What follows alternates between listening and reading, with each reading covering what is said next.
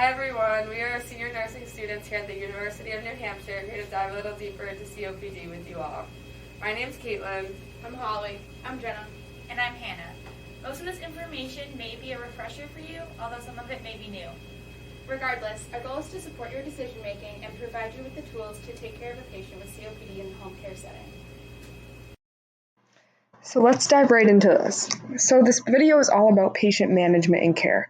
So we'll be discussing the exacerbating and relieving factors that can help you to educate your patient on what is most important in their own independent care at home.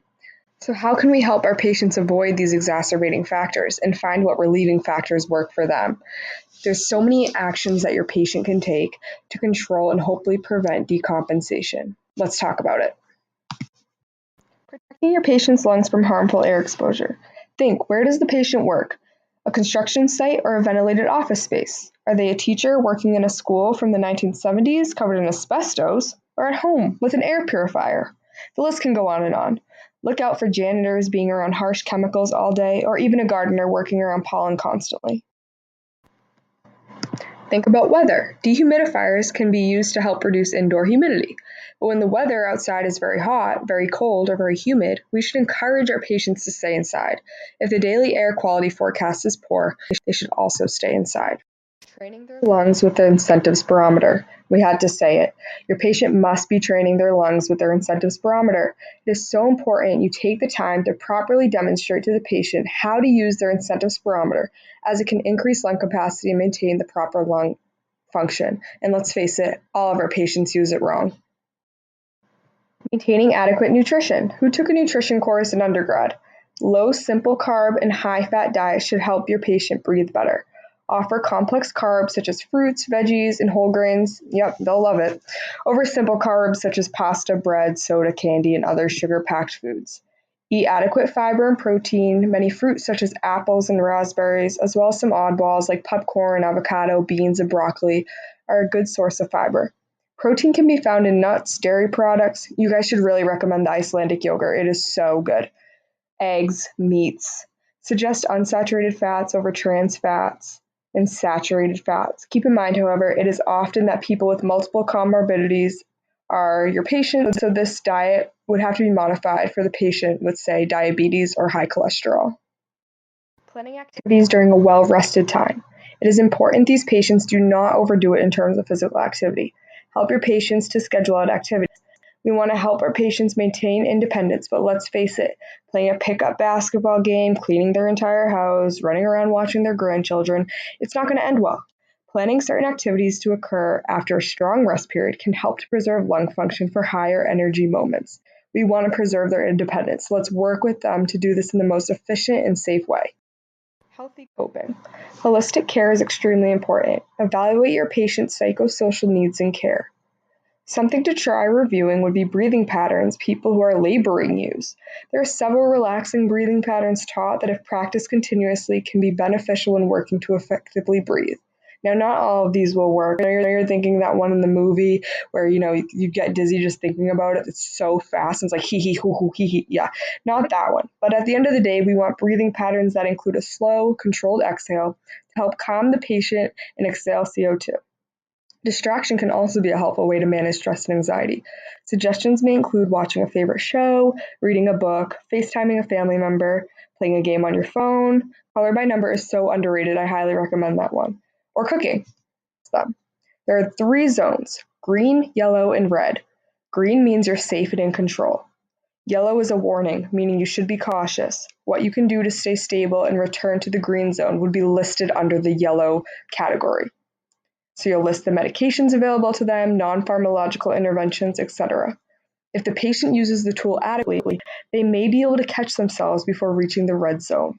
The red zone is a medical alert or emergency, meaning the patient should get help immediately. This tool serves as a physical reminder to the patient of what to do based off what they're experiencing. It can be paired with other developed action plans. We highly recommend the incorporation of zone tools in your patient education and as a resource for your patients. It can allow them to maintain independence and self-management of their disease. Using zone tools helps support the ever important idea of patient-centered care. Medication management. There are so many different medications essential to the management and treatment of COPD. It is so important that you help your patients to understand what they are taking, when they should take it, and what to expect from it.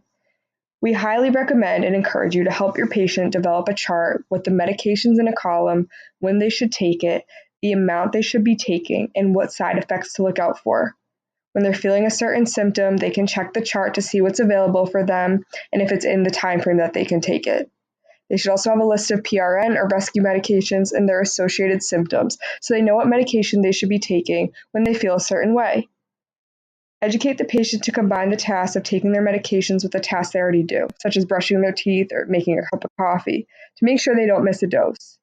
It might be helpful to have that near their toothbrush or coffee pot to remind them. They can also have the pill box with sections of the different days of the week, even times during the day to ensure their medications are being taken properly. Furthermore, the patient should be advised regarding adverse effects to be aware of and how to reduce their risk of experiencing them. Medications can be really confusing for a patient, so it's our job to help them to understand it in a simple way that can help decrease confusion. As we know, medications are only as good as if they're taken the right way. So it's very important that we break it down for them in a way that's understood and to make sure that their pharmacological therapy is being used efficiently. You're a home health nurse. Before discharge from the hospital, a patient-specific COPD action and management plan should be made that they can follow through at home. As home care nurses, we should encourage our patients to refer to this action plan, but we may have to change and adapt this plan as situations arise. This self-care plan should include the patient being able to assess their own oxygen saturation, heart rate, and blood pressure. They should be assessing themselves daily for symptoms of an exacerbation, as well as actively avoiding triggers and recording their responses when they're exposed to one. Their self-care plan can include smoking cessation if appropriate, eating a healthy diet, exercising and resting appropriately, and administering medications such as nebulizers, inhalers, and oxygen. When providing care in the home, it is important to remember that it is in fact where they live. One may not have the same abilities and resources available to them as they would in the hospital or other healthcare settings. This can lead to challenges of management compliance, intervention methods, and other barriers to receiving the desired care. By incorporating your creative side, you can help discover new ways to help your patients plan, learn, do, and exceed. Did you know that you can use a toilet paper roll as a spacer if one is not available? Sure! Be innovative in your care and make it accessible to all your patients. So what's the main takeaway? Develop a home health action plan. We suggest a combination of the zone tools we discussed and a medication chart. Perhaps combine the medication chart with non-pharmacological chart, like the zone tools. You are feeling this way. Follow your finger to the next row. Here's what you can do. Lay it all out. Lay out the interventions in a clear to follow format that is easily accessible to the patient by being plastered to their fridge. So you got to get your patients to do all this somehow. Education is so important. So before we finish up this video, we really want to discuss the importance of how you deliver this education. Did you know research indicates not going over a 6th grade health literacy when delivering information to patients? It is so common to fall into the same cycle of what you say in your educational spiels, while really it is so important to actively think about the words you are using, the explanations you are giving, and how receptive your patient is to education. Of course, the 6th grade base point may differ between patients. For example, if you know your patient is a former doctor and they are completely oriented and with it, you can test out the waters and make the best judgment when it comes to increasing the level of health literacy you use. We encourage you to test out the education you are providing in a health literacy generator, which will tell you approximately where your teaching falls on the health literacy scale. Check out Readability Calculator online by searching it in Google. After education is delivered, ask your patient to teach the information back to you. By having your patient teach back to you, you can find where the patient needs more education. Handing out pamphlets or worksheets on COPD that can be read at the 6th grade level are also valuable tools for education. These allow patients to go over what they have learned when you're not with them. Education is crucial to having a positive health outcome when it comes to patients self-managing their disease. By slowing down to make intentional changes to your education, individualizing the delivery for each patient, the information becomes much more valuable to the patient's case. Thank you so much for joining us and viewing this video today. We look forward to hearing your feedback and hope the information you learned today can positively impact your future nursing care to COPD patients.